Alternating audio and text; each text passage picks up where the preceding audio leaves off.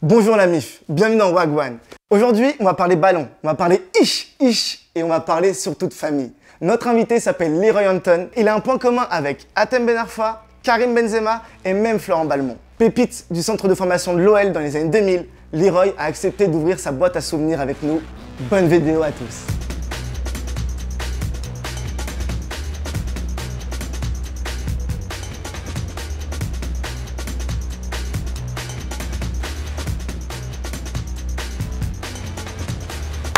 Salut Leroy. Salut, ça va? Ça roule et toi? Ouais, ça va bien, merci. Merci de nous accueillir ici, Avec grand plaisir. avec la MIF. Exactement. Justement, ta vie elle commence à Lyon. Ouais, exactement. Et t'es l'aîné d'une fratrie de 5 frères. Ouais. C'était pas trop le bordel Oui et non. Oui et non, parce que c'est vrai qu'on a tous des caractères assez forts. On est tous différents les uns des autres. Donc c'est vrai que des fois, il y avait un sacré bordel. Mais on avait surtout une mère qui nous tenait, qui avait un sacré caractère, 10 fois plus fort que le nôtre. Et justement, bah, c'était pas trop la compétition entre vous, parce que 5 gars, c'est le bordel, quoi, un peu. Alors après, c'est vrai que je serais mentir de dire le contraire. Il y a un petit effet psychologique. C'est vrai. Là, on est là pour parler de foot, mais on peut parler badminton, tout ce que tu veux. Même qu'on gagne 20-0. C'est vrai. Même que si on gagne 20-0 et que ça joue pas comme j'ai envie que ça joue, je vais gueuler, je vais les faire pleurer, ils vont pas être contents. Voilà. Ouais, Voilà, ok.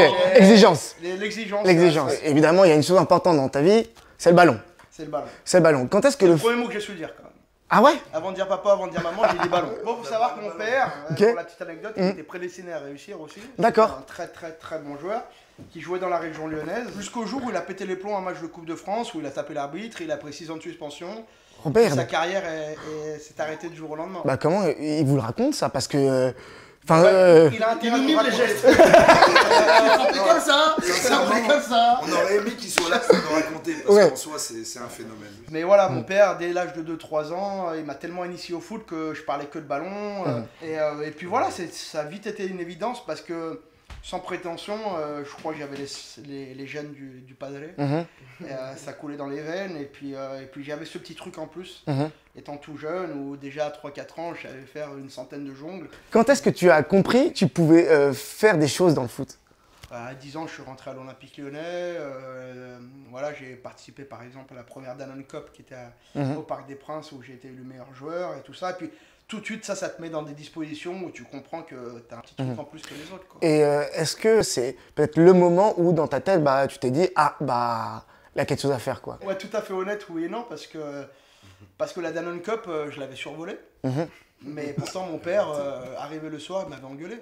Parce qu'il avait dit que j'avais été nul. J'aurais préféré gagner cette Danone Cup et puis ne pas être meilleur joueur de cette Danone Cup. Au lieu d'être heureux, j'ai presque pleuré pour être honnête avec toi. Donc voilà, c'était un jour comme un autre au final.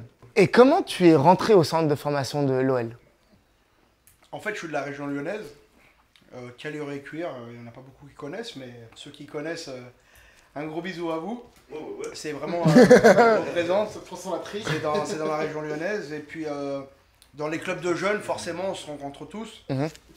Et puis, de mes 5-6 ans, déjà, dès que j'ai commencé le foot, l'Olympique Lyonnais voulait que j'intègre le centre de formation. Enfin, le centre de formation, non, mais la pré-centre de formation, déjà. Et puis moi, je voulais rester dans ma petite région avec mes potes, à jouer au foot. Jusqu'à mes 10 ans, j'avais pas forcément envie d'y aller, je voulais être avec mes potes. Puis il y a un moment où quand tu as envie de passer un cap supérieur, tu sais que bah voilà, il n'y a pas d'autre choix que de rejoindre le centre de formation. C'est comme ça que ça s'est fait finalement, hein. C'est pas très compliqué. J'en ai une pour toi. À quel moment Question pour un champion. tu t'es rendu compte que les gens changeaient à propos du foot, leur regard sur toi? On avait 15 ans, le First, qui est une boîte connue à l'époque de la région lyonnaise, où c'est très select. T'as 15 ans, t'as pas l'âge d'aller en boîte de nuit. T'es en survêt de basket avec les chaussettes qui dépassent. Alors que normalement, faut être en petite bottine, classe et tout. Tout OL? Toi, tu crois que tu dis, oh là là, je vais essayer de rentrer, oh là là. Finalement, on t'ouvre les portes. Bien sûr que tu rentres, bah oui. À ce moment-là, tu te dis, ah ouais, finalement, il y a les portes qui me sont grandes ouvertes. Finalement, tout te paraît plus facile d'un coup. Ouais. Ça serait avec les filles, à l'école, à tous les niveaux, tout te paraît facile, quoi. C'est cool, c'est cool. Il y a les bons et les mauvais côtés, certes, mais ça serait mentir de dire qu'on n'apprécie pas ces moments-là. Hein. Ça serait mentir de dire ça. Et c'est quoi les mauvais côtés alors? Quand t'es Leroy à 15 ans et que tu fais du sale à tout le monde. Il y a aussi beaucoup de gens qui te jalousent, qui te disent mais attends, tu te prends pour qui? Tout simplement, la première interview où on déforme un peu ce que tu as pu dire à la télé, enfin en tout cas dans ton interview, et puis c'est mal perçu, ou à la moindre chose on te tombe dessus, ou finalement tu te sens que d'un coup tu te dis putain, au moindre truc, la moindre erreur, la moindre faute de frappe finalement, on va me tomber dessus, et tu prends des tacles à l'entraînement, tu comprends pas ce qui se passe, on te regarde différemment, et tu dis ouais là je suis rentré dans une autre sphère où il y a les bons côtés certes, mais aussi les mauvais côtés. Il faut que je fasse attention à ce que je dis, il faut que je fasse attention à mon comportement. Il t'a dit d'arrêter les gris-gris. Dila, il t'a dit d'arrêter les gris-gris. Diarra, il a dit arrête les gris-gris. C'est un très bon joueur. Bah ouais, c'est ça. C'était excellent, mais les quelques fois où j'avais eu l'occasion de m'entraîner avec le groupe Pau, c'était le mec, par rapport à ce qu'il avait entendu, il me découpait comme si c'était pas permis, tu vois. Et bah voilà, ça faisait partie de l'envers du décor, mais je vais avec, hein. Ouais, ça fait partie du jeu, exactement. Et est-ce que tu te souviens d'une soirée au First? Laquelle? À laquelle? C'est le Outer qui me faisait des passes d'essayer aux toilettes au salon First. Il a beau s'être fait 95% des femmes de Lyon. Sacré Sylvain! Sacré Sylvain! Sylvain! Au-dessus du lot, au-dessus du lot.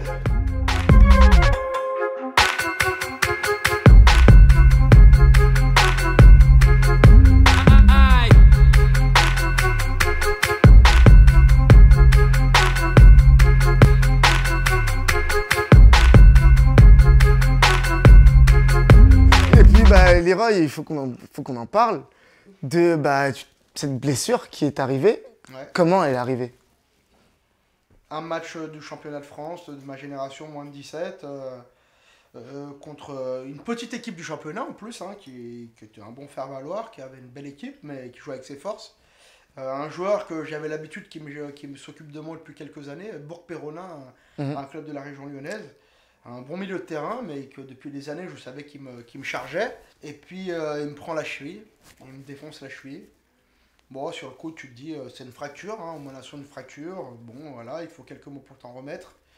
Au bout de 6 mois, je me remets de cette fracture. Je retourne sur le terrain, mais avec toujours beaucoup de douleur. Je retourne faire des examens, puis là, on me dit que c'est une fracture de l'astragale, c'est un petit os de la cheville. On me dit que c'est beaucoup plus grave que ce qu'on pensait au final. Et on m'annonce qu'il faut m'opérer. Et pour que je puisse au moins remarcher et puis recourir normalement, le chirurgien m'annonce tout de suite que j'aurais du mal à revenir un jour à mon meilleur niveau. Sur le coup, tu as du mal à y croire. Tu te fais opérer. Tu reviens tant bien que mal. Tu fais une bonne préparation physique. À l'époque, en plus, j'ai eu la chance que Eric Abidal était blessé avec l'équipe professionnelle. Donc on avait fait la préparation physique ensemble. J'étais fit. On ne peut pas me reprocher, en tout cas à cette époque-là, d'avoir pris du poids, parce que c'est arrivé avec le après-coup. Mais en tout cas à cette époque-là, j'avais travaillé dur, j'avais fait une préparation physique de malade, j'avais vraiment tout fait pour revenir dans les meilleures conditions. Moi j'y croyais, j'avais vraiment... c'est comme si je faisais abstraction de ce qu'on m'avait raconté, j'avais pas envie d'y croire. Je pensais vraiment que j'allais revenir à mon meilleur niveau. Et puis premier entraînement vraiment important où on fait de la vitesse. On fait de la vitesse et sur 30 mètres, les gardiens ils me prenaient 7-8 mètres. Mais vraiment, j'ai fait le premier 30 mètres et j'ai fini en larmes. Parce que c'est ce jour-là que j'ai réalisé qu'il y avait un réel problème. C'est ce jour-là que j'ai réalisé que j'avais plus les mêmes capacités, que j'étais peut-être à 50% de mes capacités. Et pourtant j'avais travaillé dur, j'avais fait une préparation physique de malade, j'avais tout pour bien rebondir. Et c'est à ce moment-là que j'ai réalisé que je ne reviendrais plus le joueur que j'étais. Voilà, honnêtement, ça a été un moment très difficile. Et sur le moment de cette blessure, ce tacle, tu te souviens du gars? Est-ce que vous aviez quel âge vous On avait 16-17 ans, je ne veux pas dire de bêtises. Ouais, bien sûr, oui. Oui, je me rappelle très bien. Je me rappelle très bien au point que j'ai une petite anecdote à ce niveau-là. C'est qu'une fois que je me suis revenu de blessure, même si j'étais qu'à 50% de mes capacités, j'étais en contrat, j'avais 50 contrats, c'était ma 2e ou 3e année dans mes souvenirs. On rejoue contre Bourg-Péronin en championnat l'année d'après, et j'étais tellement frustré, tellement énervé, tellement déçu de ce qu'il m'avait fait. Ça a été plus fort que moi. Il m'a taclé, et quand il a taclé, j'ai sauté, et bam, j'ai tapé. Je lui ai mis un coup, et j'avais pris 8 matchs de suspension à l'époque. Parce que, mais finalement, 8 matchs, ça représentait rien par rapport au rêve qu'il avait brisé. Ma mère m'en a beaucoup voulu parce que c'est pas dans les valeurs familiales et dans nos principes. Tu y repenses encore aujourd'hui à cette action, à ce moment-là? Bien sûr que ça m'arrive d'y repenser. Comme je disais tout à l'heure en aparté, quand le réveil sonne à 6 h du matin, j'y repense. Quand il faut aller bosser tous les matins, tu y repenses. Si je peux dire juste un truc, je suis sûr qu'il y pense pas pour lui, c'est la vérité, parce que ça reste un joueur altruiste sur le terrain, mais un frère altruiste pour ses frères. Oui, bien sûr. Et la vérité, si je peux juste dire un truc, c'est que je pense que c'est plus par rapport à nous qu'il a des regrets que par rapport à lui-même. Et c'est ce qui est beau chez lui. Et c'est plus pour cette raison qui me fascine. C'est pas même si le joueur est un artiste, l'homme me fascine plus. Dans le sens où je sais que c'est plus pour ses frères, pour sa famille, pour ses parents, qu'il aurait voulu nous rendre la vie plus facile, tu vois. Parce que je culpabilise un petit peu, parce que c'est vrai que dans les années un peu charnières où mes frères auraient pu faire un peu plus d'études, être un peu plus sérieux, c'était une époque où je gagnais bien ma vie. J'étais le premier, par exemple, typiquement mon frère Derek, le jour où il passe le bac, où je lui dis mais non, qu'est-ce que tu t'en fous, je suis dans le sud de l'Espagne, rejoins-moi, on va faire du jet ski, on va profiter, vas-y, viens, je te prends un billet d'avion. Puis il a pris l'avion, et puis il a pas passé le bac, il n'a pas eu ses études. Enfin voilà, c'est vrai que... Bon, effectivement, j'étais sur un jet ski, ça reste une superbe anecdote. Voilà, exactement, on a vécu des bons moments. Les gars. Et après tout ça, j'avais encore eu la chance de retrouver l'équipe de France, de refaire partie un petit peu de l'élite, en tout cas de ma génération. J'avais encore à 50% des espoirs de réussir. Et là, le coup de grâce. Le coup de grâce, la veille de la finale du championnat de France des moins de 18 ans, ligament croisé. Je prends même pas un coup, je fais un mauvais appui à l'entraînement. Double peine. Double peine, ligament croisé. Il faut savoir qu'après moins 18, il te reste encore une année où tu es en CFA, c'est l'équipe réserve des professionnels. Finalement, il te reste une année pour prouver. Et puis soit tu signes pro, soit merci, au revoir. Moi, je me fais les croisés la veille. Je sais qu'il me reste une année de contrat derrière.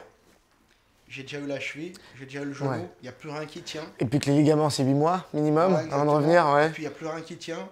Mais j'y crois parce que j'ai une famille forte, parce que je suis fort, parce que j'ai le mental, j'ai envie d'y croire. Je m'accroche. Et puis au final, je suis revenu trop vite. J'avais des blessures à répétition. J'avais mal au genou, j'avais des tendinites, je prenais de la cortisone, je prends du poids. J'espère que le coach, malgré tout, me prenne dans le groupe. Le coach ne me prend pas en championnat quand on est à domicile, parce qu'il considère que c'est trop tôt. Par contre, il me prend à l'extérieur, parce que certains joueurs qui étaient dans le groupe à domicile sont avec le gros pro le week-end. Et au final, il y a un match où tu craques. Parce qu'à chaque fois, il me prenait à l'extérieur, mais il ne me faisait pas rentrer. Puis il y a un match, Shilty Game, je me rappellerai toute ma vie, à côté de Strasbourg. Où il me dit Leroy, chauffe-toi, tu vas rentrer. T'y crois, et puis finalement tu rentres pas. Et là j'ai pété un plomb. Et j'insulte l'entraîneur tous les noms, je lui crache à la gueule. J'ai des mots déplacés, je veux emmener Romain, je vais beaucoup trop loin. Et puis le lendemain je suis convoqué dans le bureau d'Olas. Et puis il reste 2 mois de contrat, et puis je suis viré pour faute grave. Et puis c'est à ce moment-là que le rêve lyonnais, de l'Olympique Lyonnais que tu as vécu depuis 11 ans, où tu étais entre guillemets prédestiné à réussir, où toutes les portes étaient ouvertes, elles se referment d'un coup.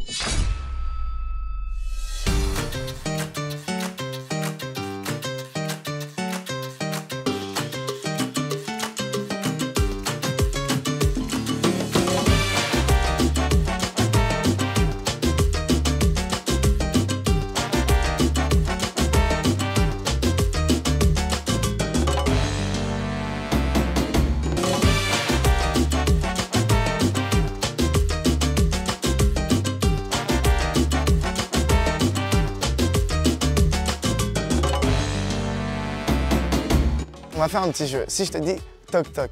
Qui est là? Louis Van Gaal. Ça te rappelle des choses ou pas? Ouais, effectivement, ça rappelle des souvenirs. Aussi heureux que malheureux, parce que j'aurais voulu que l'issue soit meilleure. À l'âge de 15 ans, j'avais encore signé de contrat nulle part.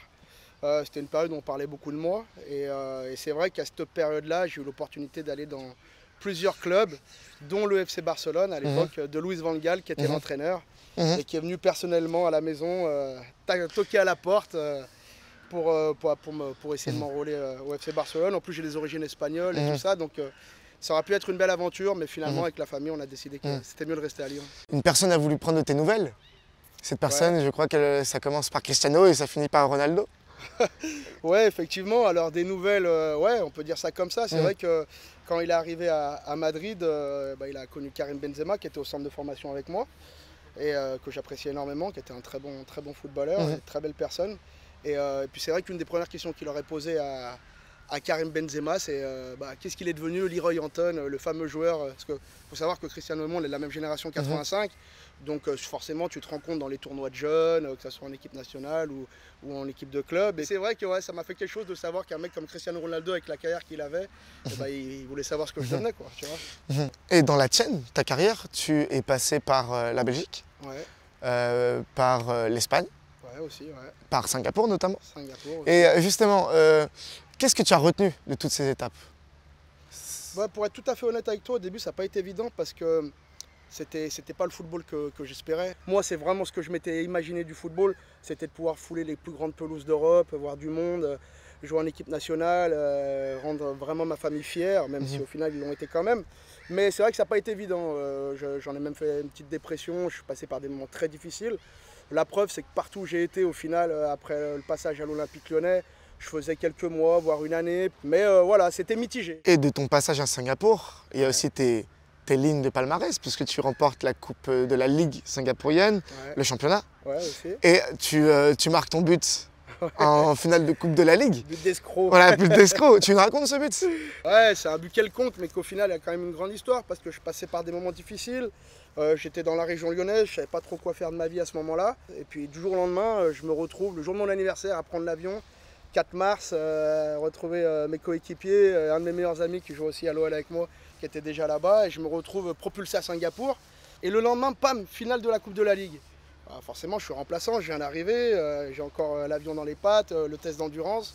Il me fait rentrer un quart d'heure à la fin, c'était déjà inespéré, mais je rentre, c'est une bonne nouvelle. Un match serré en plus? Un match serré où il y a 2-1 pour nous, mais l'équipe adverse se procure beaucoup d'occasions et tout ça.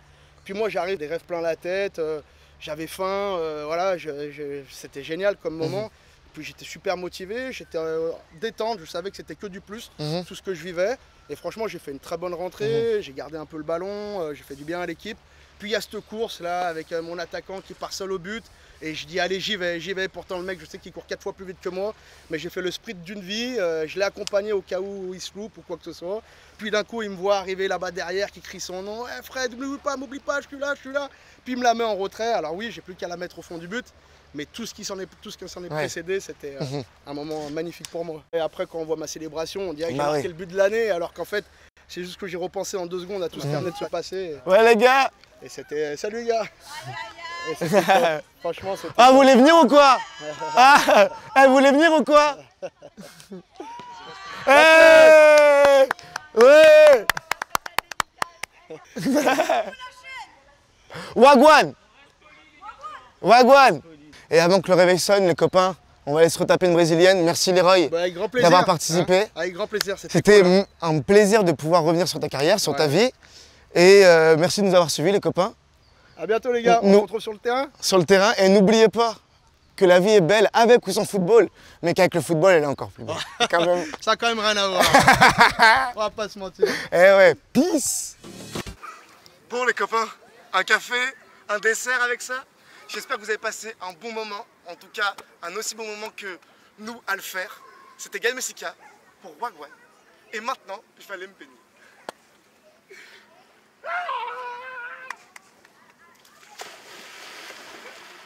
Bon les gars, Wagwan, c'était super.